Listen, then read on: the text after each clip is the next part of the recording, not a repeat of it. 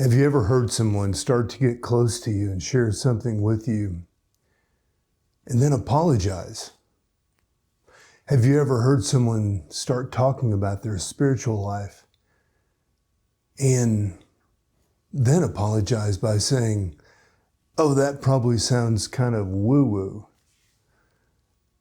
Well, I'm trying to unpack that for you today. I'm Roach, Mark Roach, and I'm here to help you have a better life and to understand what you want, to get it, and to reconcile what you really need. A good friend that I really connect with, like deeply, spiritually, and I had a great conversation. And he, like many of the friends that I have,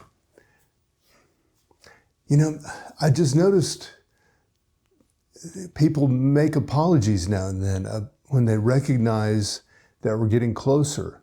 And maybe has to do with, men in their 40s, 50s, 60s, and 70s being uncomfortable, being open with their feelings with other men and feeling like they need to apologize. But I need to bring this up because it's about recognizing our spiritual connection. And we've been on a planet a long time, and we still find it weird to talk about something that we've known and professed, thought about, wrote about, built temples and buildings about over and over and over again. Every civilization has that kind of track record and history. So we apologize for talking about this spiritual stuff. I mean, man's been dealing with God for as long as man's been here. And I think most psychologists, health practitioners, doctors, good common sense know that the powers that be in society know that if you don't believe in something greater than yourself, in something beyond some intelligence in the universe, if not a God figure that you pray to, that it's really kind of a crazy way to live. So, but who am I to say? But I do believe the image of something bigger and more complex than myself or my fellow man, that really exceeds my understanding, but it does give me some comfort that exists, because I think there's a lot of things that we can't explain that lead me to conclude that there must be something bigger going on beyond what we say that we know. And we get a glimpse at it in each other, and often a more full picture of what we're capable of achieving in our lives. And if you look back and think, we've been here, whether it's 5,000 years or 5 million years or 15 billion years, whatever that number is,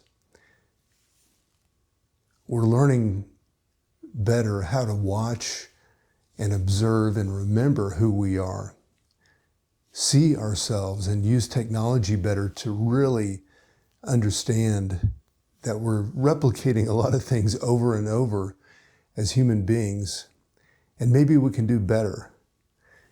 And, and maybe we can be more predictable than we're capable of,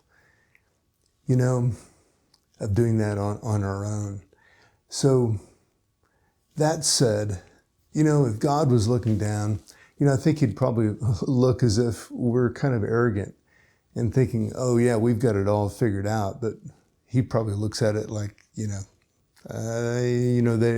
haven't even scratched the surface. And if we look back at our history today, at ourselves 2,000 years ago, we could say that definitively. But I think every generation sees a bit more that's revealed and owned. And that somehow spells progress. So when you hear someone say someone's weird, or woo-woo.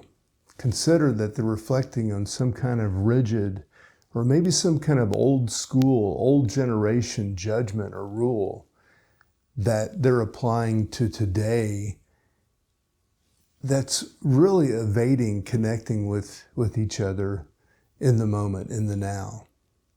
Take a risk and try it. Do it. Feel it. For up until now, I don't see a lot of other people really talking about how we connect with each other and saying, okay, I'm tired of not having this in my life and I want more of it. So take a risk and get out and get into the flow of spirit. Speak honestly with other people in your life or maybe with a group and talk about the magical connections that we're discovering or that you can discover. It's really not all that magical. It's real.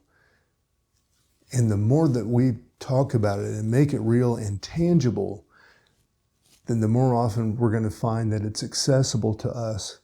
We can stop apologizing, we can own it, and we can have a more enriched life where our relationships and actually more about our lifestyles can be built on this spiritual realm that we can learn to protect, defend, encourage, and build as a platform for future generations.